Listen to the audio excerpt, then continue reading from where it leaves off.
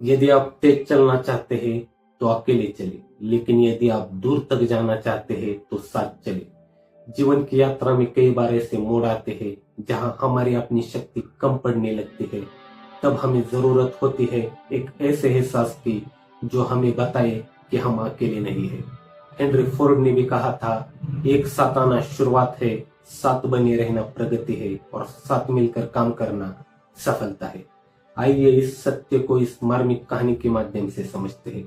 नमस्कार, मैं ज्ञानेश्वर जादव और आप देख रहे हैं ज्ञानेश्वर टॉक्स। एक सफल और धनी व्यापारी अपनी आलीशान कार से एक आवश्यक यात्रा पर था। रास्ते में अचानक भारी बारिश के कारण सड़क पर गहरा कीचड़ था, जिसमें उसकी गाड़ी बुरी तरह फंस गई।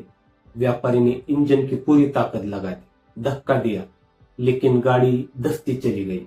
सन्नाटा ऐसा कि दूर दूर तक कोई मदद की उम्मीद न थी। तभी उसकी नजर एक बूढ़े किसान पर पड़ी, जो अपने बैल के साथ पास खेत में था।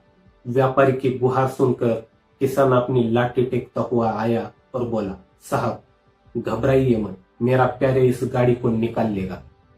व्यापारी को यकीन नहीं हुआ, एक दुबला पतला बूढ़ा बैल इतनी भारी गाड़ी को खींच पाएगा। किसान ने बैल को गाड़ी से बांधा और फिर हवा में आवाज गूंजी, चलो शेरा, दम लगाओ। शाबाश सुल्तान, पीछे मत हटना। वीर, जोर लगाओ भाई। और प्यारे, अब तुम्हारी बारी है, पूरी जान झोंक दो। आश्चर्य की बात यह थी कि उस बूढ़े बैल ने जैसे ही नाम सुना, उसके शरीर में बिजली से दौड़ गई। उसने अपने सिर झुकाया, खैरों को जमीन में गड़ाया और एक ही झटके में गाड़ी को कीचड़ से बाहर निकाला। व्यापारी दंग रह गया। उसने किसान से पूछा, भाई, चमत्कार हो गया, पर एक बात समझ नहीं आई, आपके पास तो एक ही बैल है, फिर आपने शेरा, सुल्तान और वीर जैसे कई नाम क्यों पुकारे? किसान धीमे से मुस्कुराया और बोला, साहब, असल में मेरा प्यारे बूढ़ा होने के साथ साथ अंधा भी है। अगर उसे यह पता चल जाए कि वह इस भारी काम को अकेले कर रहा है तो वह डर के मारे मर जाएगा। लेकिन उसे लगता है कि उसके साथ 3 और शक्तिशाली बैल कंधे से कंधा मिलाकर जोर लगा रहे हैं, तो उसका आत्मविश्वास 10 गुना बढ़ जाता है। उसे लगता है कि वह अकेला नहीं है और यह एहसास उसे असंभव काम करने की शक्ति देता है। यह छोटी सी कहानी केवल एक बैल की नहीं, हमारे भीतर छिपे आत्मविश्वास की है। जब हमें यह महसूस होता है कि हमारे परिवार, हमारे मित्र या हमारे मार्गदर्शक हमारे साथ खड़े हैं, तो हमारी मानसिक शक्ति अजय हो जाती है।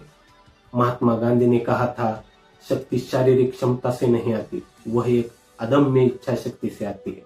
और वह इच्छा शक्ति तब वो सबसे प्रबल होती है जब उसमें एकता का वास हो। याद रखिए, हम सब इस ब्रह्मांड रूपी टीम के सदस्य हैं। जब भी आपको लगे कि आप हार रहे हैं, तो आंखें बंद करके उस ईश्वर या अपने चाहने वालों को याद कीजिए, आप अकेले नहीं है और यही एहसास आपकी सबसे बड़ी जीत है। अगर यह कहानी आपको अच्छी लगी हो तो लाइक, शेयर और सब्सक्राइब करें। धन्यवाद।